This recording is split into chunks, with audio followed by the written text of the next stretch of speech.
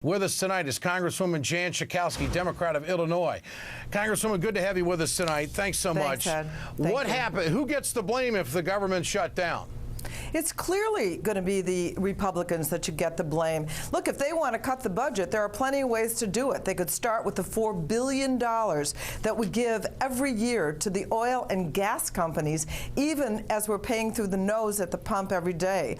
Or the offshore tax evaders who don't have to pay taxes when they take their corporate headquarters overseas, or outsource American jobs with tax incentives. So there are ways to cut the budget, but not through cutting programs for Meals on Wheels for frail seniors, or immunization programs for children, or nutrition programs, or college grants so that middle-class families can have their kids go to college. Or how about the tsunami warning systems that they want to cut? Or even the IRS so that they can't collect all the taxes that need to be collected.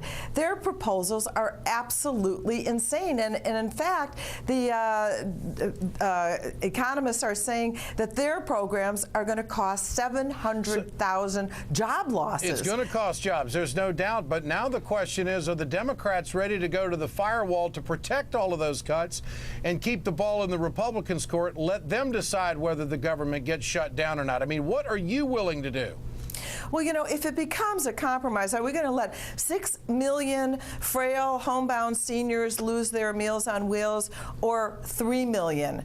I think that's not a choice that we can make. I think we can offer cuts, and if they won't accept the reasonable, rational cuts that all Americans agree, like oil and gas companies, then I think that we have to say, then it is your fault. We cannot make those kinds of compromises that hurt working and middle-class Americans. So, Congresswoman, you're saying tonight that you would not go along with cutting tens of billions of more dollars, and that's exactly what the Republicans are calling for, that you're willing to roll that dice and just let the political blame goes where it goes. And I guess forget the political blame, it's going to hurt a lot of people, but you think that you could politically survive this, that this would be the right move for the Democrats to stand up to these cuts? You know, these people have to understand they may control the House of Representatives for now, but they don't control the Senate, and they don't control the White House, and that means that as responsible elected officials, they need to negotiate. You think the president should weigh in on this?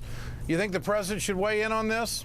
Well, I think the president will be weighing in on this, because we're not going to be able to, he will not sign legislation, I don't believe, that's going to make those drastic cuts. And you know, the wheels are really falling off the Republican leadership. And there is an event by the Tea Party on Thursday called the Continuing Revolution. Isn't that cute? And it's the target of the Tea Party event is the Republicans, because they're losing patience, these Tea Partiers, saying, and so I think that they are really holding John Boehner hostage, and he doesn't know what to do. All right, well, what about that? Do you think that maybe Boehner and Cantor are waiting for the Tea Partiers to get out of town, and then they're going to cut a deal with you?